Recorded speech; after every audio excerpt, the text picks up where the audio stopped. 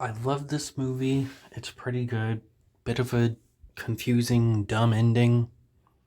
Some decent kills throughout. My favorite one's definitely the shotgun kill. It just comes out of nowhere and you do not expect it at all. Especially with the way he's killed most of the people in this movie. And he never does use a gun again. I mean, he uses it one more time in that scene off screen, but he never uses a gun again. The actor played this serial killer incredibly creepy. Like, he did such a fucking good job. Props to him. It got a remake in 2012 with fucking Elijah Wood, of all people.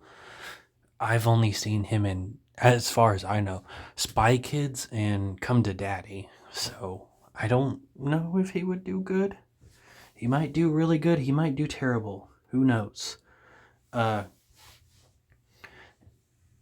as far as watching that movie, though, it's not streaming on anything yet, so I won't be watching it. So let's get to this movie. It's about a serial killer with mommy issues, so basically just most serial killers in real life. And with most serial killers, they usually have like a type. Like Jeffrey Dahmer, for example, he had killed a lot of young black men. He did kill white people too, I believe, but it was mainly black people. Probably due to racism. But I've never looked too deep into the Jeffrey Dahmer case, and I'm not gonna dig into it here. But he doesn't really have a type when he kills people in this movie. He kills this one guy and his girlfriend in the opening scene of the movie. He kills a sex worker that he hires. He kills a doctor. He kills a girl that's cheating on her husband or boyfriend or whatever in the middle of nowhere in a car.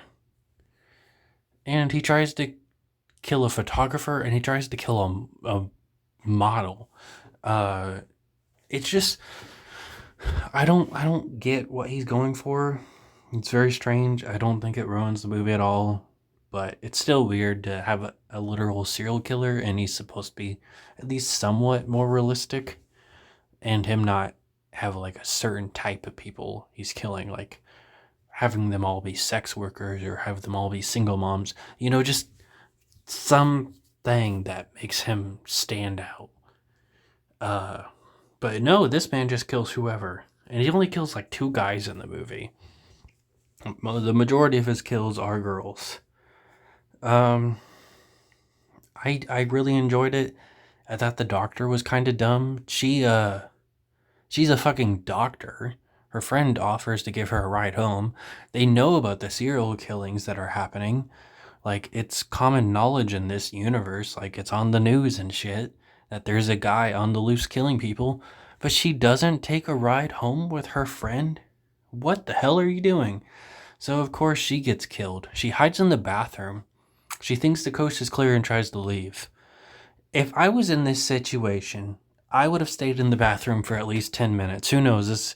This dude might, he's fucking crazy. He might have the patience to wait there for hours. But it is way better than what happens in the movie. You don't just sit on the toilet for a little bit and he doesn't come in and attack you, so you leave. Like, no, what the fuck are you doing? So, of course, she dies. And it really is her fault, Not to victim blame, but fucking, there's a serial killer on the loose and you decide you want to walk home or get a taxi or maybe ride the train or something. Like, that's what she says. Is that she'll just walk home, maybe get a taxi. But, like, she ends up trying to get a train ride and the train ends up taking off without her. But seriously, there's someone not only on the loose, he's a fucking serial killer. Like, what the fuck are you doing? It's just insane to me. The majority of women don't even like walking home at night, which is understandable because of how terrible a lot of men are in the world. Yet, she is just kind of written very stupid. She is a doctor. She should be smart. And instead, she decides she wants to walk home when she knows there's a serial killer on the loose in that town. Very, very smart.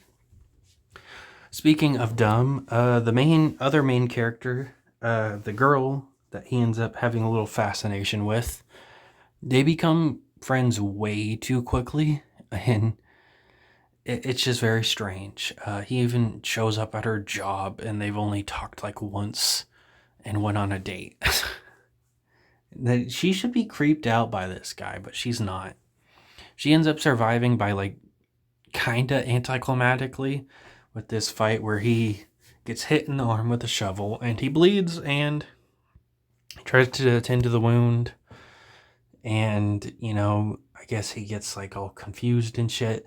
And she just simply escapes. It's very anticlimactic. I'm glad she survived, but it's very anticlimactic. And he ends up going home and getting killed by his victims in like some hallucination scene. Obviously, that's not what actually happened. The cops come and he's got a knife in his gut. So I guess maybe he stabbed himself. I don't know. The cops don't have a single line of dialogue. They don't ask for backup. They don't ask for a body bag. They don't do anything. They see him presumably dead and they just politely leave the house and close the door quietly. They don't have a single line of dialogue, which is just so weird. They don't check his pulse or anything. So the movie ends on, the typical old, dumb, old school horror movie thing where he opens his eyes and he's still alive. Which is just really, really stupid because these cops are very bad at their job. You could have at least checked his pulse. That's all you had to do. And they didn't do that. Overall, it was an enjoyable movie, though.